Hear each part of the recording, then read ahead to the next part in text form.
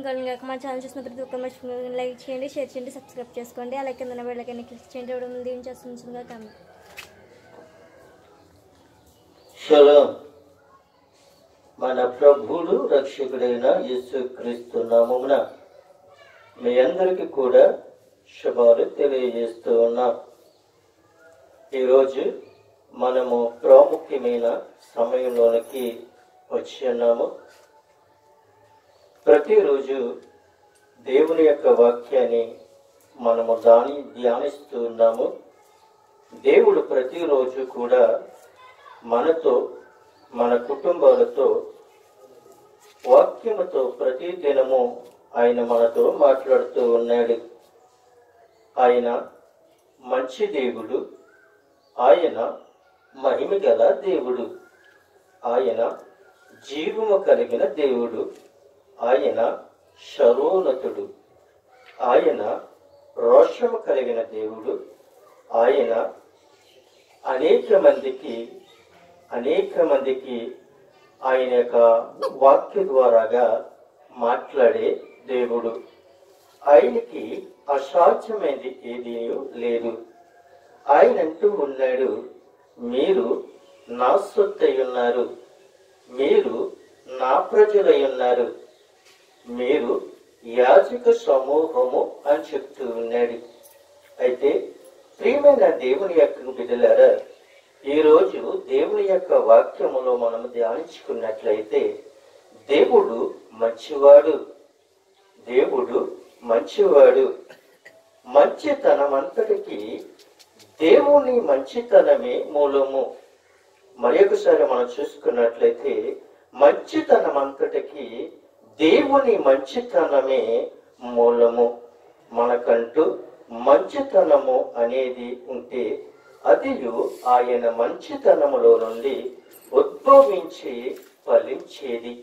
అయితే ఈరోజు దేవుడు ఇటువంటి వాడు అనంటే మంచి దేవుడు. మంచి దేవుని యొద్దకు ఎవరైతే వస్తారో, మంచి దేవుని యొద్దకి ఎవరైతే మంచి దేవుని ఆరాధిస్తూ ఉంటారో వాళ్ళ కుటుంబాలు వర్ధిల్లుతూ ఉంటాయి. వాళ్ళ కుటుంబాలు వర్ధిల్లటమే కాదు, దీవెనకరంగా ఆశీర్వాదకరంగా ఉంటాయి అని ప్రభు చదివిస్తూ ఉన్నాడు. దేవుడుని దయాళత్వమును, మంచితనమును అనగా దేవుడు మంచితనము యొక్క అంతిమ యొక్క ప్రమాణములను దేవుడు ఏమై ఉన్నాడో మరియు ఏమి చేయుచున్నాడో ఆయన అంతటా అమోఘ్యము యొక్క మాటగా మనకి కనబడుతూ ఉంది. అయితే ప్రియమైన దేవుని యొక్క బిడ్డలారా, మొదటి వివరణగా మనం చూస్తున్నట్లయితే దేవుని శీలముతో ఆయన మంచితనము ప్రారంభమగును అని చెప్తూ ఉన్నాడు. అయితే ఆంగ్ల పదములో మనం చూస్తున్నట్లయితే గుడ్ అనే పదము మనము చూస్తూ ఉన్నాం. అయితే మనము ఆ మాట మనము ఇంకా ముందుకు వెళ్ళి చూసినట్లయితే అనే జర్మన్ భాష మూలంగా కలిగి ఉన్నది అని చూస్తూ ఉన్నాం. దేవుడు మన పదమునకు అక్షరాంతముగా మంచి అనే భావము విశ్వమంతటిలో ఆయనే అత్యంతుడై ఉన్నాడు. మంచితనమంతటికి ఆయనే మూలాధారము. దేవుని హృదయము, ఆయన తలంపులు, ఆయన వైఖరములను, ఆయన ఎన్నికలను సమస్తమును మంచివే. ఆయన మంచివాడు గనుక తప్ప మరి ఒక విధంగా ఆయన ఉండలేదు. ఎందుకని అంటే ఆయన మంచివాడు గనుక మంచిని మాత్రమే చేయను. ఆయన అందు విశ్వాసించు వారందరికీ ఆయనే దయా నిలయము అని చెప్తూ ఉన్నాడు. అయితే దేవుడు అన్ని వేళలో ఏమై ఉన్నాడు అని అంటే ఆయన మంచివాడై ఉన్నాడని ఇక్కడ లేఖనములు మనకి తెలియపరుస్తూ ఉన్నాడు. కీర్తన గ్రంథము 31వ అధ్యాయము 19వ వచనములో మనం ధ్యానించుకున్నట్లయితే ఆయన మనతో ఆయన మాట్లాడుతున్నాడు. నీ యందు భయభక్తులు గల వారిని నిమిత్తము నీవు దాసించిన మేలు ఎంతో గొప్పది. నరుల ఎదుట నిన్ను ఆశ్రయించు వారి నిమిత్తము నీవు సిద్ధపరిచిన మేలు ఎంత గొప్పది అని అంటూ ఉన్నాడు. చూడండి ప్రియమైన దేవుని యొక్క బిడ్డలారా, నీ యందు భయభక్తులు గల వారి నిమిత్తము నీవు దాసించిన మేలు ఎంత గొప్పది అని అంటూ ఉన్నాడు. ఎంత గొప్పది అని అంటే దేవుడు అన్ని వేళలా మంచివాడై ఉన్నాడని మనకి తెలియపరుస్తూ ఉన్నాడు. ఆయన నీ యందు భయభక్తులు గలవారి అనగా మనము ఎవరి యందు భయభక్తులు కలిగి ఉండాలి అని అంటే దేవుని యందు భయభక్తులు కలిగి ఉండాలి. దేవుని యందు భయభక్తులు ఎలాగొస్తాయి అని అంటే దేవుని యొక్క వాక్యం విన్నప్పుడే మనకి భయం ఉంటది, భక్తి ఉంటది. భయం లేని కూడంట బజారంతా తిరిగిందన్నట్లుగా ఆ సామెతలు మనం చూసినట్లయితే భయం లేకుండా అనేకమైన ప్రజలు ఏమవుతూ ఉన్నారు అంటే భయం లేదు, కుటుంబ భయం లేదు, భర్త భయం లేదు, భార్య భయం లేదు, సంగమ భయం లేదు, సేవకుల యొక్క భయం లేదు. మొట్టమొదటిసారిగా చూసినట్లయితే అంతకంటే దేవుని యొక్క భయము లేదు. ఎందుకనంటే నీలో మంచితనము ఉంటే దేవుని యొద్దకు వెళ్ళాలి అన్న విషయాన్ని మనకి తెలియపరుస్తుంది. వినగా వినగా నీలోకి ఏం కలుగుతూ ఉంది అని అంటే విశ్వాసము కలుగుతుంది. విశ్వాసము దేని వల్ల వస్తుంది అని అంటే వినటము వల్ల మనకి విశ్వాసము వస్తూ ఉంది. రెండోదిగా దేని వల్ల మనకి మారు మనసు కలుగుతూ ఉంది అని అంటే మనకి దేవుని యొక్క వాక్యము వినటం వలన మనకి మారు మనసు కలుగుతుంది. చాలా మంది అంటూ ఉంటారు, అయ్యా మేము మారు మనసు రావటం కొరకు మేము వేరొక ప్రాంతానికి వెళుతూ ఉన్నాం, మాకు మారు మనసు రావటం కొరకు వేరొక సంఘానికి వెళుతూ ఉన్నాం, అక్కడ మేము ఉపవాసం ఉంటున్నాము, శరీరాలు నలగొట్టుకుంటున్నాము, ఉపవాసాలు కొన్ని రోజులు ఉపవాసాలు ఉంటున్నాం, నెలైనా 2 నెలలైనా 3 నెలలైనా కూడా మారు మనసు వచ్చేంత వరకు కూడా ఆ సంఘంలో వచ్చి మేము బయటికి రామండి అని చెప్తూ ఉన్నారు. మారు మనసు అనేది ఎలాగొస్తుంది అని అంటే వాక్యం వినటం వల్ల మారు మనసు వస్తుంది, కానీ ఎవరో ఏదో చెప్పారని ఏదో చెందారని చెప్పటము కాదు. ఈ రోజుని ఒకటి వినటం వల్ల విశ్వాసం కలుగుతుంది, రెండోది మారు మనసు కలుగుతుంది, వినటము వలన మారు మనసు కలుగుతుంది. మూడోదిగా రక్షణ దేని వల్ల వస్తుంది ఏంటంటే యేసయ్య మార్గంలో మనం నడిస్తున్నట్లయితే అక్కడ మనము రక్షింపబడుతున్నాం. ఒకటి వినటము వలన విశ్వాసం కలుగుతుంది, రెండోది మారు మనసు కలుగుతుంది, మూడోది ఏం కలుగుతుంది అంటే రక్షణ కలుగుతుంది. రక్షణ దేనికి సాదృశ్యము అని అంటే ఎవడైతే ఒకడు నీటి మూలముగా ఆత్మ మూలముగా జన్మిస్తేనే గాని పరలోక రాజ్యం చేరడు అని అంటున్నారు. ఈ రోజు చాలా మంది కూడా అనేకమైన బాప్తిస్మం తీసుకుంటూ ఉన్నారు. కొంతమంది వివాహానికి బాప్తిస్మం తీసుకుంటున్నారు, కొంతమంది ఇవాళ రేపు చనిపోతాడని పెంచుకుని మంచం మీద ఉండగానే వాడికి చిలకరిప బాప్తిస్మం ఇస్తున్నారు.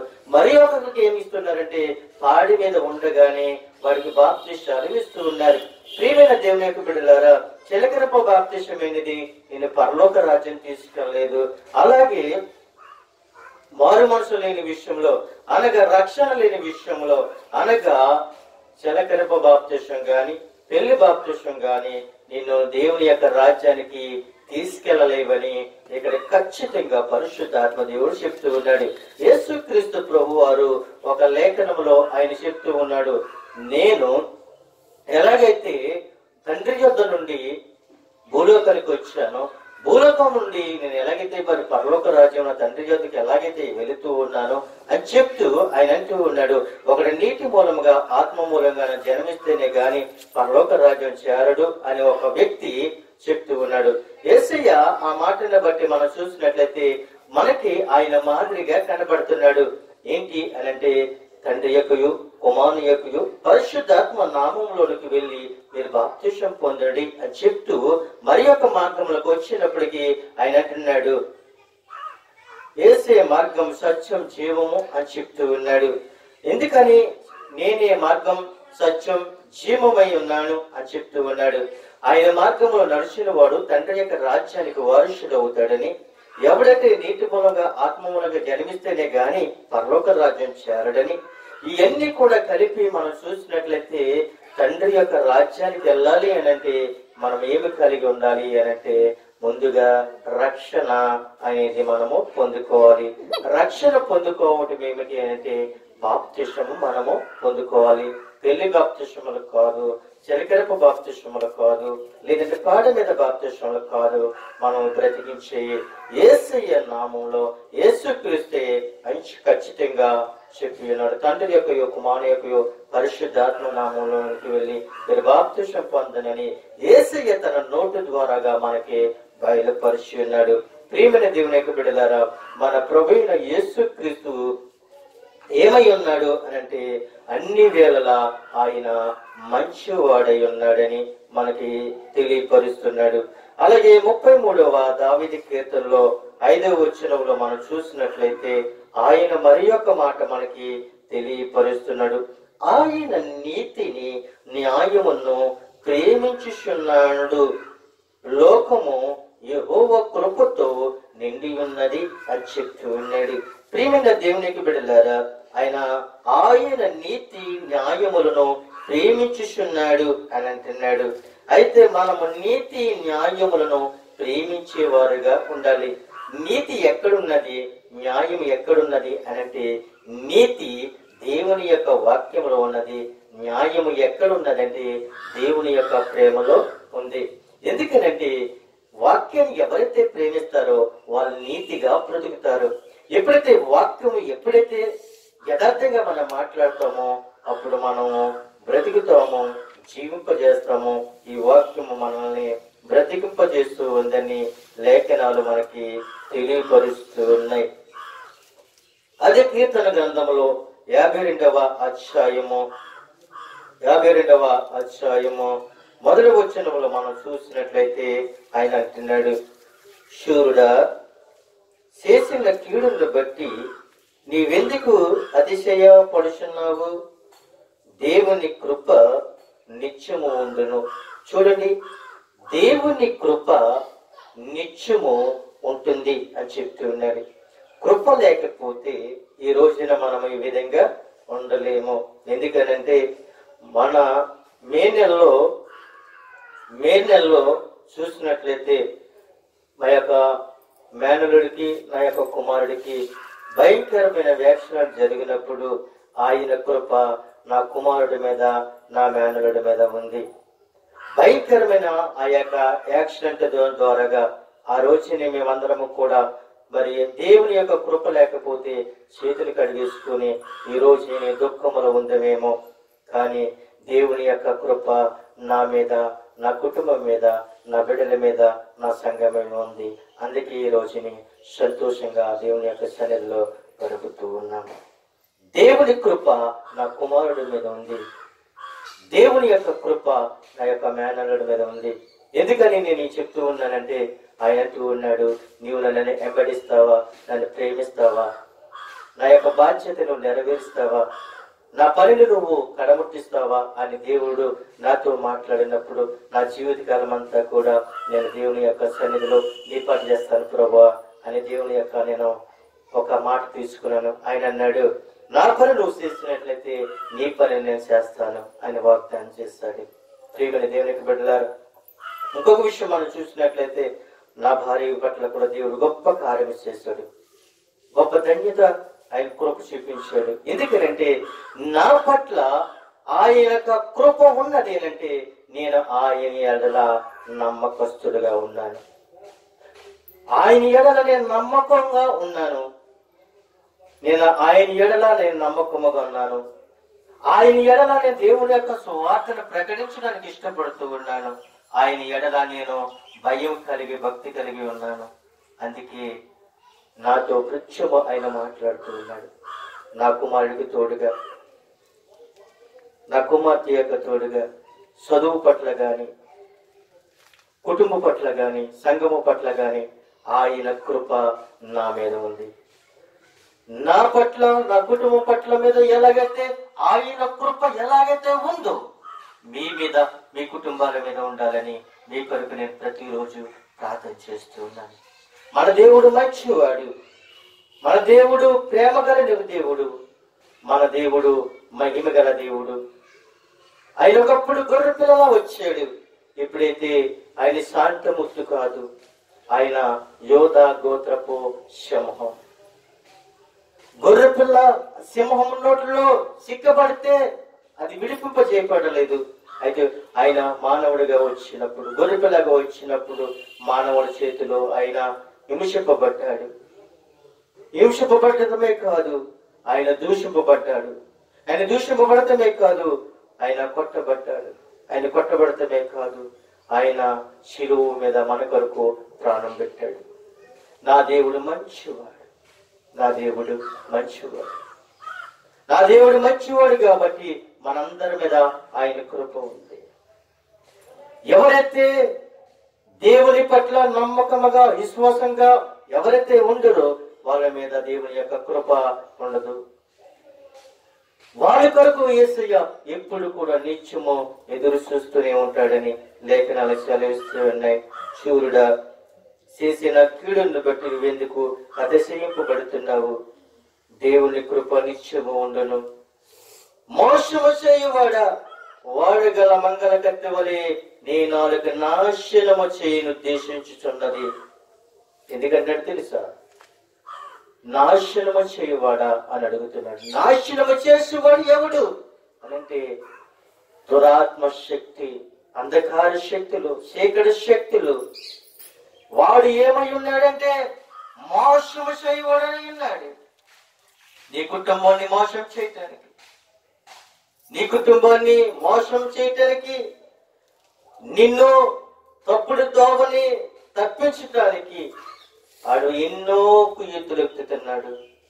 మోసం చేయవాడు ఎటువంటి వాడు అంటే వాడగా మంగా కత్తు వలే వాడి నాలుగుంటదంట. నిజంగా మాట్లాడితే వాడి మాట ఎవ్వడూ నమ్మడు. కోపంతో మాట్లాడితే వాడి మాట ఎవ్వడూ వినడు.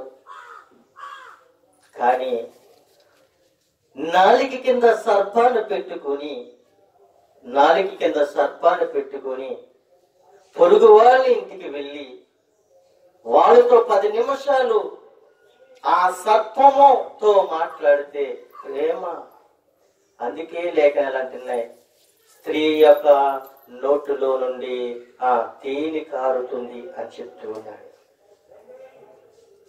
మోసకరమైన మాటలు ఎంత తీగా కనబడతాయో నమ్మిస్తారు, కవ్విస్తారు. నువ్వెంతో మంచోడువు, ఎంతో మంచిదానువు, నువ్వెంతో అందమైన వాడువు, ఎంతో అందమైన దానువు, నిన్ను మించిన వ్యక్తులు ఎవరూ లేరు, నా దృష్టిలో నువ్వు చాలా మంచిదాను అని చెప్పినప్పటికీ కుటుంబాన్ని మర్చిపోతూ ఉన్నారు. దేవుడు మర్చిపోతూ ఉన్నారు. దేవుడు చేసే కార్యములు మర్చిపోతూ ఉన్నారు. ఎందుకు తెలుసా? మోసం చేయవాడు నాలుగు ఎటువంటిదో తెలుసా? ఎటువంటిది అనంటే మంగళ కత్తి వలదేనంట. మంగళ కత్తి ఎంత షార్ప్గా ఉంటది,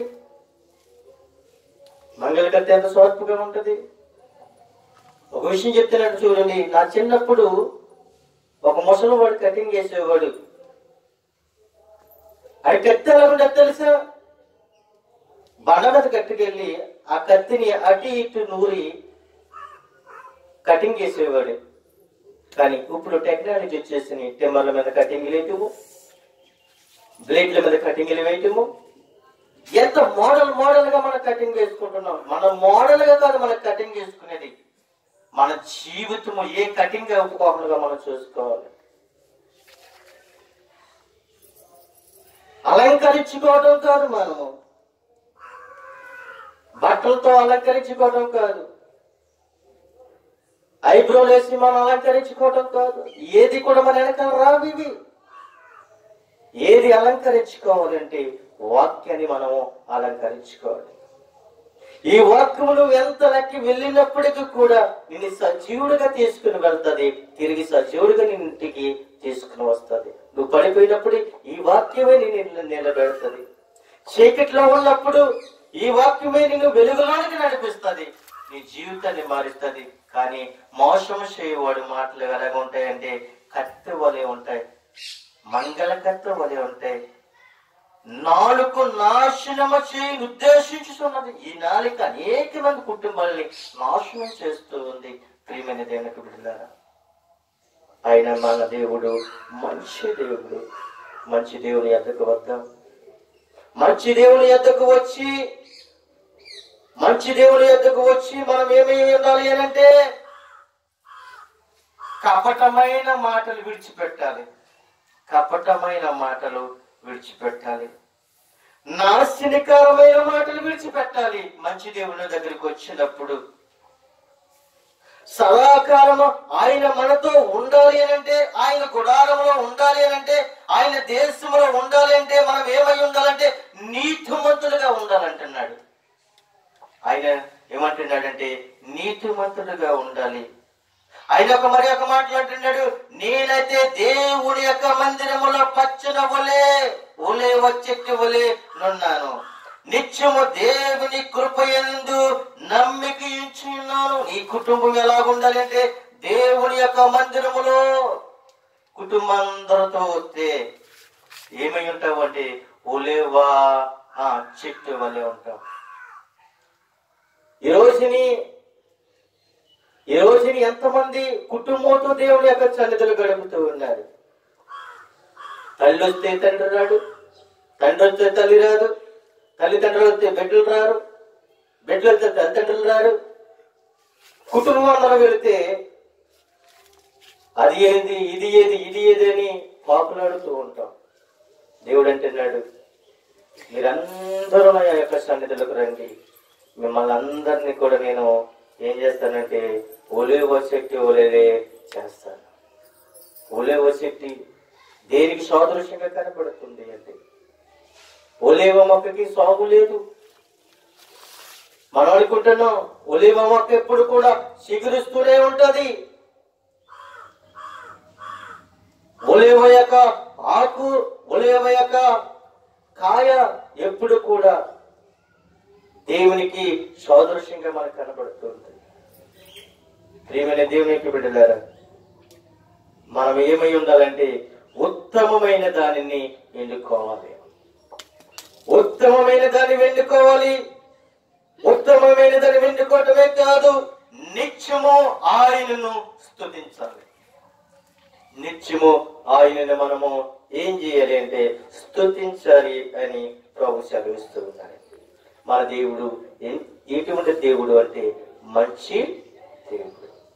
ఆయన మంచి దేవుడే, కానీ రెండోది ఆయన రోషణ కలిగిన దేవుడు. ఆయన కృపా వార్త కలిగిన వాడు. ఆయన కృప శుభము కలిగిన వాడు. ప్రతిరోజు కృపా వార్త మనం వినాలి. ప్రతిరోజు కృప శుభవార్త మనం వినాలని పరిశుద్ధాత్మ దేవుడు మాట్లాడుతూ ఉన్నాడు. మరి ఒక మాట మనం చూస్తున్నట్లయితే అదే కీర్తన గ్రంథము 65వ అధ్యాయము 4వ వచనములో చూసినట్లయితే, నీ ఆవరణములో నివసించినట్లు నీవు ఏర్పరచుకొని చేర్చుకునేవాడు ధన్యుడు. ఈ ధన్యుడు ఏమై ఉన్నాడు అంటే ఆయన యొక్క ఆవరణములో నివసించినట్లుగా ఉన్నాడు. ఆయన యొక్క ఆవరణము, దేవుని యొక్క ఆవరణము, దేవుని యొక్క మందిరము, దేవుని యొక్క సన్నిధిలో వాళ్ళు ఉన్నారు.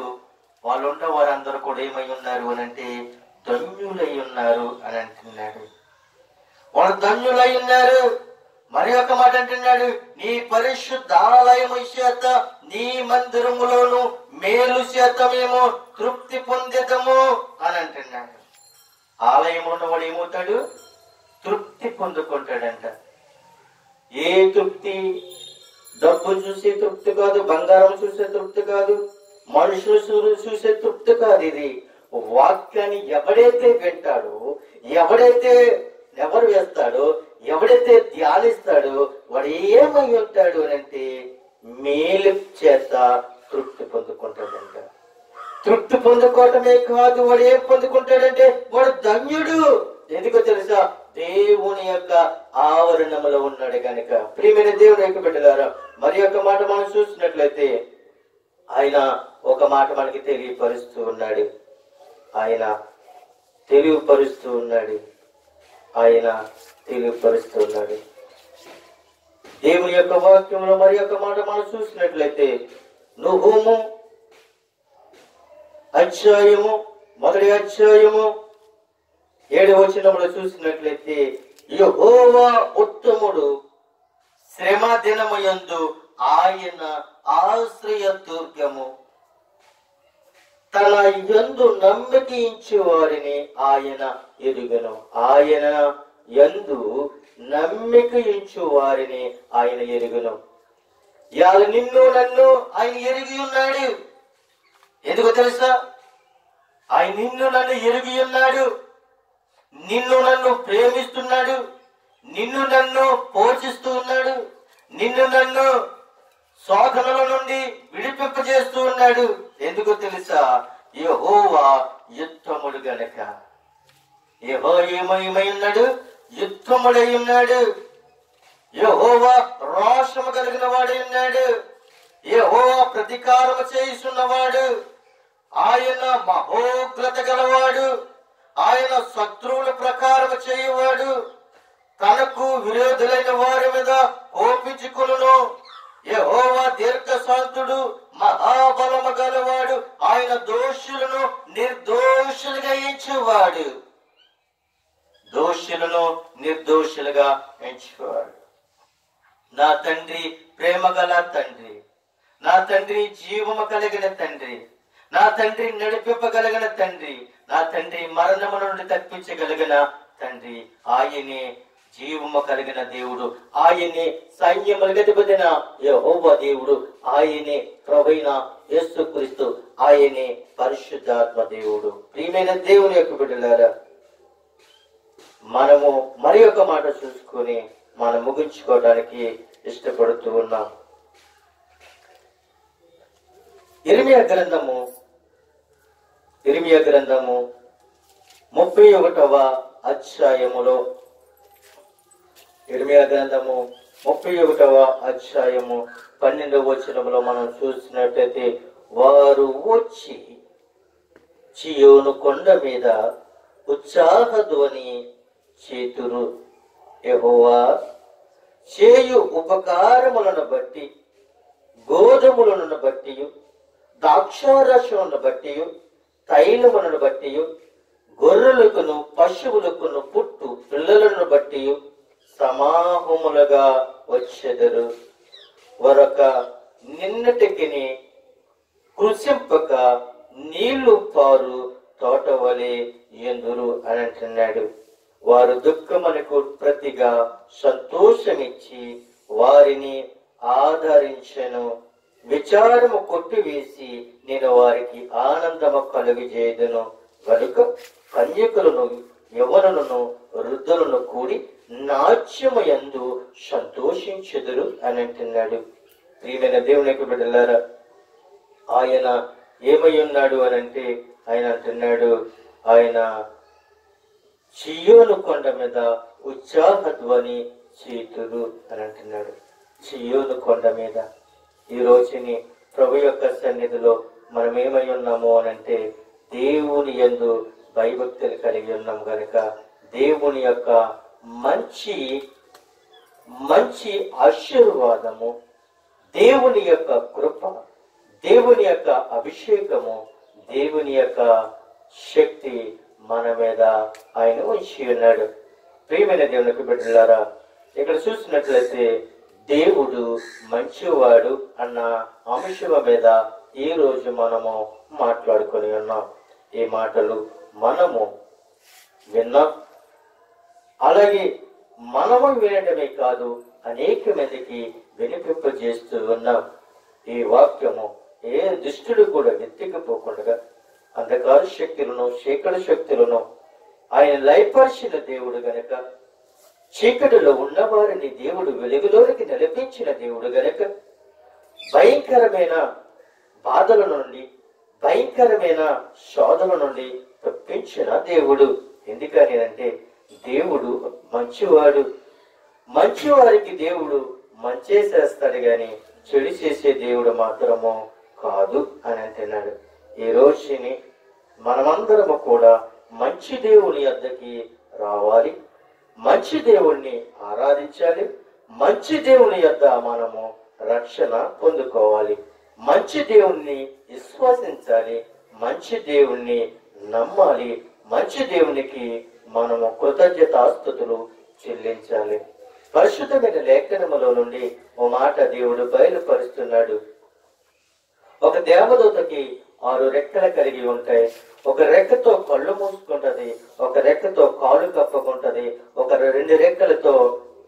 రెండు రెక్కలతో కళ్ళు కప్పుకుంటది, 2 రెక్కలతో కాలు కప్పుకుంటది, 2 రెక్కలతో ఎగురుతూ ఉంటది. నిత్యము కూడా పరిశుద్ధాత్మ దేవుణ్ణి ఏమని పిలుస్తుంటే పరిశుద్ధుడు పరిశుద్ధుడు అంటూ గాన ప్రతిగానము చేస్తూ ఉంటే, అలాగే మనకి రెక్కలు లేకపోయినా, ఎగిరే శక్తి లేకపోయినప్పటికీ కూడా దేవుడు మనకి మంచి హృదయం ఇచ్చాడు. ప్రభువా, నా హృదయములకు రండి, పరిశుద్ధాత్మ దేవ నా హృదయముతో నీవు మాట్లాడండి. నా హృదయము ఎంతో కాలిగొందు ప్రభువా, నా హృదయములో ఏ దుష్టుడు లేడు, ఏ అసూయ లేదు, నువ్వు మంచి దేవుడు గనుక నా హృదయంలోనికి రండి ప్రభువా అని ప్రేమపూర్వకముగా మనము యేసయ్యను హృదయములోనికి ఆహ్వానించినట్లయితే, నా మంచి దేవుడు, నన్ను ప్రేమించిన దేవుడు, మనల్ని ప్రేమిస్తున్న దేవుడు మిమ్మల్ని ప్రేమిస్తాడు. మీరు ఎలాగైతే, నేను ఎలాగైతే రక్షింపబడ్డానో మీరు కూడా రక్షింపబడండి. అయితే ఒక విషయాన్ని మీకు చెప్తూ ఉన్నాను, జ్ఞాపకం చేస్తూ ఉన్నాను. చూడండి, బాప్తిస్మం అనేది మనకి దేవుని యొక్క మార్గానికి సాదృశ్యంగా కనబడుతుంది. బాప్తిస్మం అనేది రక్షణకి సాదృశ్యంగా కనబడుతుంది. బాప్తిస్మం అనేది పరలోక రాజ్యానికి ఒక మార్గంగా చూపిస్తుంది. యేసయ్య అంటున్నాడు, నేనే మార్గం, నేనే సత్యం, నేనే జీవం, నా ద్వారాగానే తప్ప తండ్రి రాజ్యానికి ఎవడునూ చేరడు అని అంటున్నాడు. యేసయ్యని ఎవరైతే నమ్ముతారో, యేసయ్యని ఎవరైతే విశ్వసిస్తారో, యేసయ్యని ఎవరైతే ప్రేమిస్తారో వాళ్ళ మాత్రమే దేవుని యొక్క రాజ్యంలోనికి వారసులు అని అంటున్నారు. ఇక్కడ మనము సుందరమయంగా గృహాలు కట్టుకుంటామేమో గాని కొన్ని రోజులకి వ్యర్థమైపోతాయి. కొన్ని రోజులకి మనం బట్టలు కట్టుకుంటామేమో గాని కొన్ని రోజులకి అవి కనబడకపోవచ్చు. కానీ మనకి మరి ఒక పట్టణం ఉంది, అది నాశనం అయిపోయే పట్టణము కాదు. ఎక్కడైతే కరెంటులో ఉండాలి, ఏసీలో ఉండాలి, జనరేటర్లో ఉండాలి, ఇన్వర్టర్లో ఉండాలి, కానీ అక్కడ నిత్యము కూడా ఏమీ అక్కర్లేదు. అక్కడ 1000 సూర్యుల కంటే తేజోమయుడని యేసుక్రీస్తు అక్కడ ఉన్నాడు, ఆయన రాజ్యంలో ఉన్నాడు గనక అక్కడ నిత్యము కూడా వెలుగు వెలుగుతూనే ఉన్నది. ఇక్కడ బిల్డింగులు కట్టుకుంటున్నాం, కానీ అక్కడ బిల్డింగులు ఎలాగుంటాయంటే బంగారపుతో కట్టబడిన బిల్డింగుల్లో మనము ఉంటాం. ఎక్కడి స్థలాలు శాశ్వతమైన కాదు. ఎందుకనంటే మనం ఎప్పుడైతే రక్షింపబడతామో అప్పుడు మన పేరులో దేవుని యొక్క జీవ గ్రంథములో రాయబడతాయి.